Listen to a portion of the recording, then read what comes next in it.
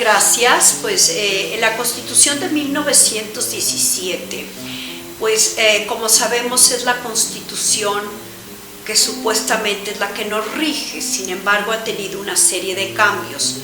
A mí me gusta hablar del artículo 3º constitucional porque de alguna forma es lo que yo he trabajado y también porque es un artículo que generó mucho conflicto, no solo dentro de las discusiones del Congreso Constituyente a fines del año de 1916 y principios del 17, y que se aprobó para promulgarse en la Constitución del 5 de febrero de 1917, pues fue un artículo muy controvertido, ¿no? El punto central de la controversia resultó ser que la educación que se impartiría por parte del Estado, la educación básica, tenía que ser laica, ¿no? Siempre existe la discusión de si ya existía la idea de la laicidad en la educación. La Constitución del 57 no habla de eso, sin embargo, como sabemos, había sido un elemento sustancial en las discusiones entre liberales y conservadores en el siglo XIX. Sin embargo, en el año de 1917 se aprueba ese artículo constitucional.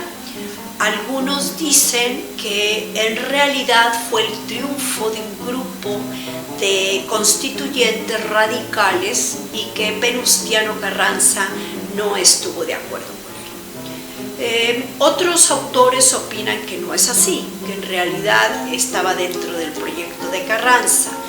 Lo que sí sabemos es que, si mal no recuerdo, un año o 2 años después, Venustiano Carranza intentó hacer una modificación, abriendo un poco la puerta a lo que en realidad funcionó, ¿no?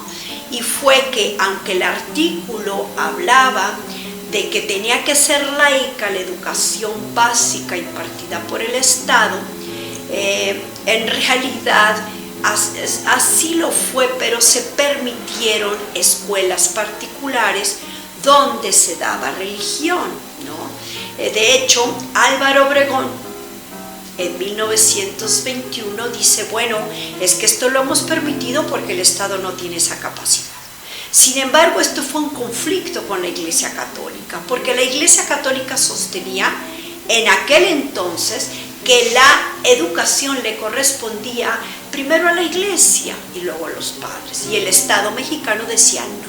Yo creo que el punto más conflictivo o más complicado en esta relación fue la reforma que se dio en el año de 1934, que ya había tenido su origen desde 32, con el intento, y que así lo fue, de la modificación del artículo 3º, en el sentido que la educación que impartía el Estado mexicano tenía que ser una educación, además de laica, tenía que ser socialista.